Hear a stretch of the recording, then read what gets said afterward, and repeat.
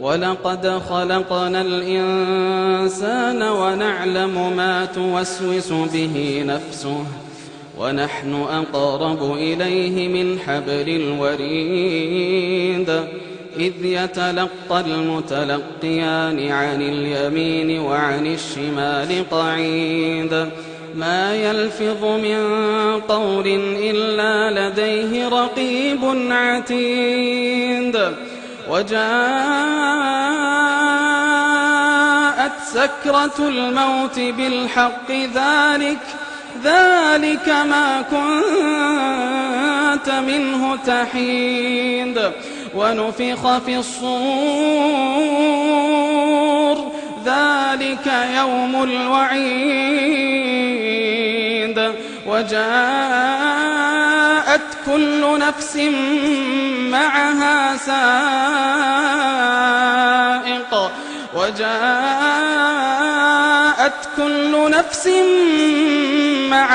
سائق معها سائق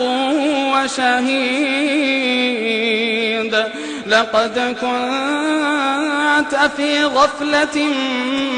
من هذا فكشفنا عنك غطاءك فبصرك اليوم حديد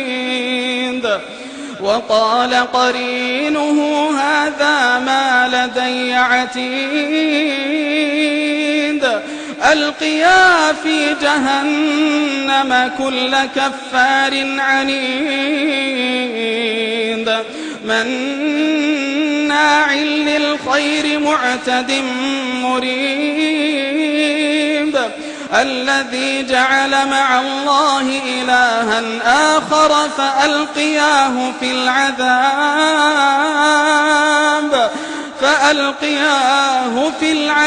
الشديد قال قرينه ربنا ما أطغيته ولكن كان في ضلال بعيد قال لا تختصموا لدي وقد قدمت إليكم بالوعيد ما يبدل القول لدي وما أنا بظلام للعبيد يوم نقول لجهنم هل امتلأت وتقول هل من مزيد وأزلفت الجنة للمتقين غير بعيد هذا ما توعدون لكل أواب حفيظ من خشي الرحمن بالغيب وجاء بقلب منيب ادخلوها بسلام ذلك يوم الخلود لهم ما يشاءون فيها ولدينا مزيد وكم أهلكنا قبلهم من قرن هم أشد منهم بطشا فنقبوا في البلاد هل من محيص إن في ذلك لذكرى لمن كان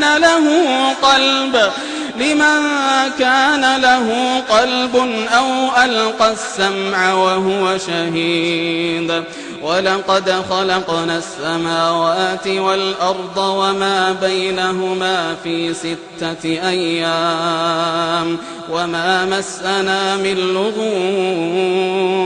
فاصبر على ما يقولون وسبح بحمد ربك قبل طلوع الشمس وقبل الغروب ومن الليل فسبحه وأدبار السجود واستمع يوم ينادي المناد من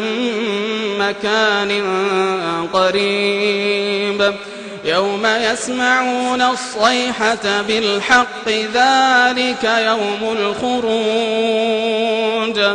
إنا نحن نحيي ونميت وإلينا المصير يوم تشقق الأرض عنهم سراعا ذلك حشر علينا يسير نحن أعلم بما يقولون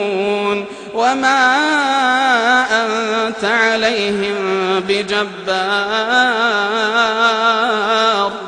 فذكر بالقرآن من يخاف وعيد